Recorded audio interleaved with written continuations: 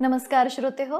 स्वातंत्र्यवीर सामाजिक संस्था अंधश्रद्धा निवारण विज्ञानवादी विचार प्रणाली या संस्थेच्या सावरकर जीवन विचार दर्शन या यूट्यूब प्रसारण माध्यमामध्ये आपल्या सर्वांचे स्वागत.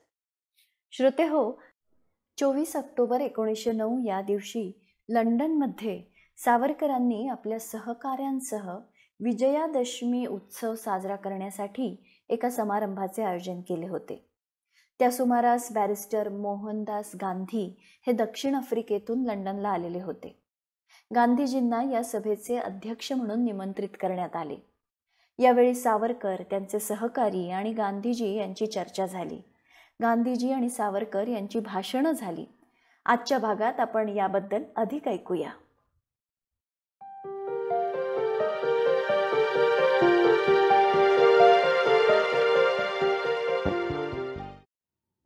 ऑक्टोबर 1906 मध्ये झालेल्या पहिल्या भेटीनंतर तब्बल 3 वर्षांनी 24 ऑक्टोबर 1909 ला गांधी आणि सावरकरांची भेट झाली.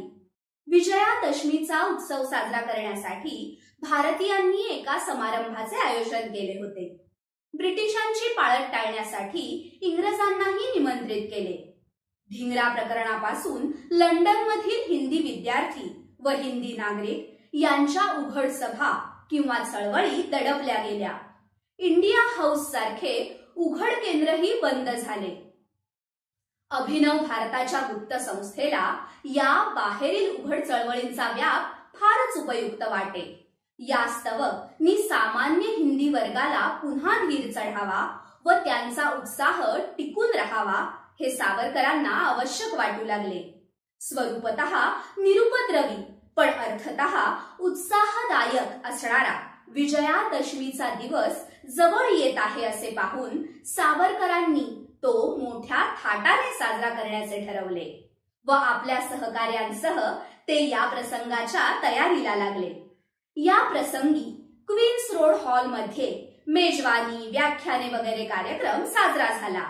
त्याची वर्गणी 3 रुपये ठेवण्यात आली असूनही त्याला 100हून जास्त हिंदी स्त्री पुरुष उपस्थित होते. समारंभाचे अध्यक्षस्थान स्वीकारण्याला बड्या हिंदी मंडळींपैकी कोणीही तयार होईना.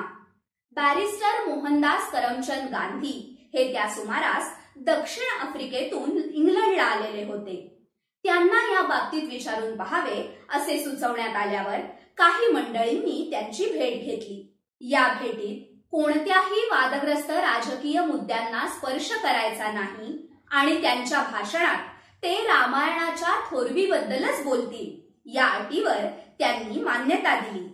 त्यांनी कोट आणि कडक इस्त्रीचा शर्ट घातला होता. त्यांच्या भाषणात गांधींनी नमूद केले की भगवान श्री रामचंद्रांनी मिळवलेल्या विजयाचा दिवस म्हणून विजयादशमीला खूप महत्त्व असून प्रत्येक भारतीयाने श्री रामचंद्रांचा एक ऐतिहासिक व्यक्ती म्हणून आदर केला पाहिजे. गांधी पुढे म्हणाले, प्रत्येकाने, मग तो हिंदू, मुसलमान अथवा पारशी असो, श्री रामचंद्रांसारख्या पुरुषांना जन्म देणाऱ्या या देशाचा अभिमान बाळगला पाहिजे. एक महान भारतीय म्हणून तरी प्रत्येक भारतीयाने त्यांचा सन्मान केला पाहिजे.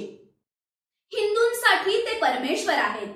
जर पुन्हा भारताने रामचंद्र, सीता, लक्ष्मण आणि भरत निर्माण केले तर त्याला लवकरच वैभव प्राप्त होईल. अर्थात हे लक्षात ठेवले पाहिजे की 14 वर्षे वनवास भोगल्यानंतरच रामचंद्र जनतेच्या सेवेसाठी पात्र झाले. सीतेला असीम क्लेश सहन करावे लागले होते आणि लक्ष्मणाने ती वर्षे निद्रा न घेता ब्रह्मचर्य पाळले होते. जेव्हा भारतीय अशा रीतीने जगायला शिकतील त्या क्षणापासून ते स्वतंत्र होतील. भारताकडे सुखप्राप्तीचा अन्य मार्ग नाही. पुढे गांधीजी असंही म्हणाले की काही मतभिन्नता असली तरी मला देशभक्त सावरकरांच्या सन्निध बसण्याची संधी मिळाली याबद्दल अभिमान वाटतो आहे.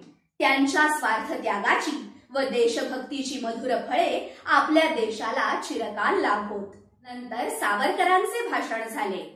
गांधींच्या युक्तिवादाला अप्रत्यक्षरित्या छेद देत ते म्हणाले की सगळ्यांनी हे लक्षात ठेवावे की विजयादशमीच्या अगोदर 9 दिवस उपवास करत युद्ध आणि दुष्टांचे निर्दालन यांचे प्रतीक असणाऱ्या दुर्गा देवीची उपासना करतात. श्री रामचंद्र हे भारताचा जणू आत्माच आहेत. याबद्दल गांधींशी सहमती दर्शवत ते पुढे म्हणाले की श्रोत्यांनी हे लक्षात ठेवावे की अत्याचार, आक्रमण आणि अन्याय यांचे प्रतीक असणाऱ्या रावणाच्या हत्येशिवाय ते रामराज्याची स्थापना करू शकले नाहीत. नुसते उपोषणाला बसून आपले राज्य स्थापन करणे त्यांना असंभव होते. पुढे ते म्हणाले, हिंदू हे हिंदुस्थानचे हृदय आहे.